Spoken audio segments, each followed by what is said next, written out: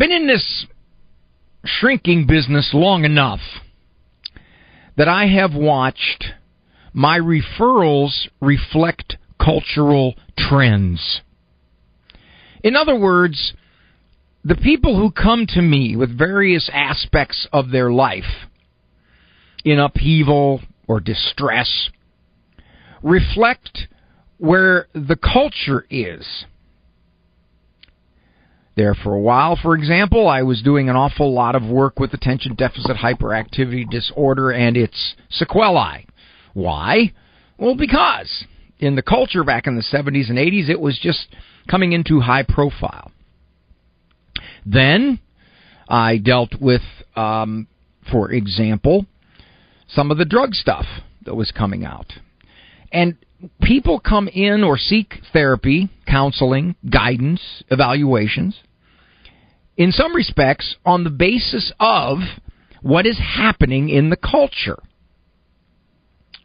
The last 10 years or so, I have been getting probably the number one referral I've been getting is what has happened to my children.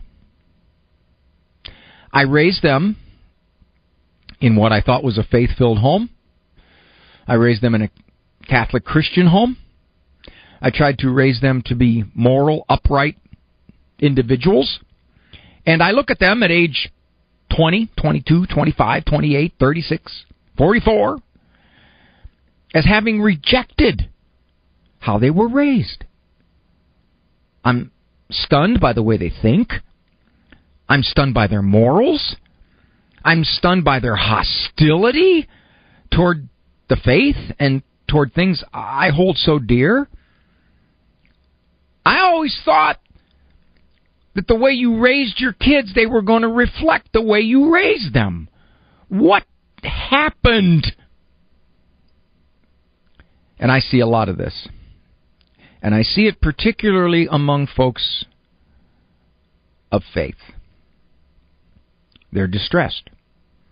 The chasm between the way they tried to raise their children and the way their children turned out as young adults or adults is totally unsettling. It's perplexing.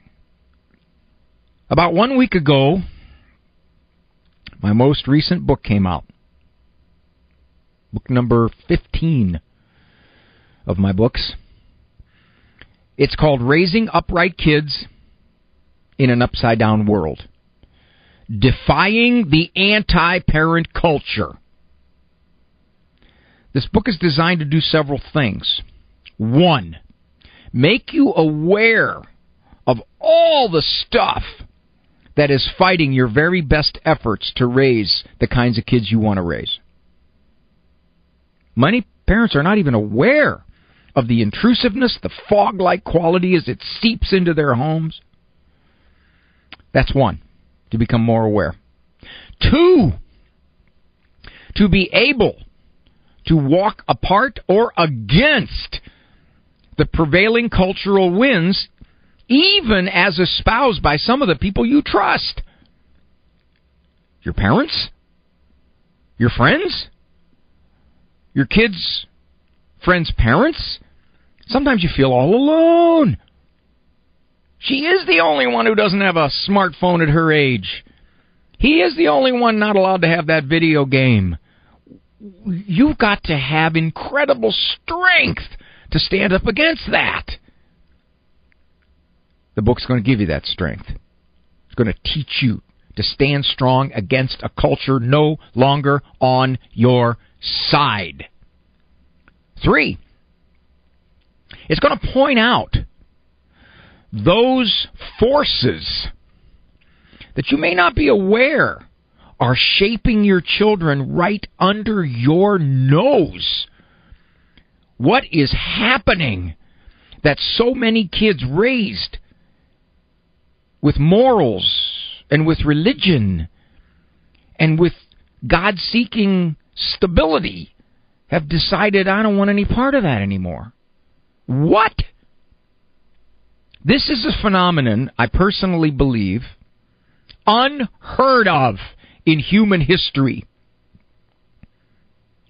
For almost all of human history, how a child was raised was pretty much what they reflected as adults. The dominant shapers of who that child was the family, the clan, the tribe. Now, the forces that can seep in to shape a child's soul are so pervasive, so persuasive, so seductive, that they throw parents for a loop. And many parents just flow with those forces. And if you do not want to flow with those forces, you will be countercultural in a most healthy sense.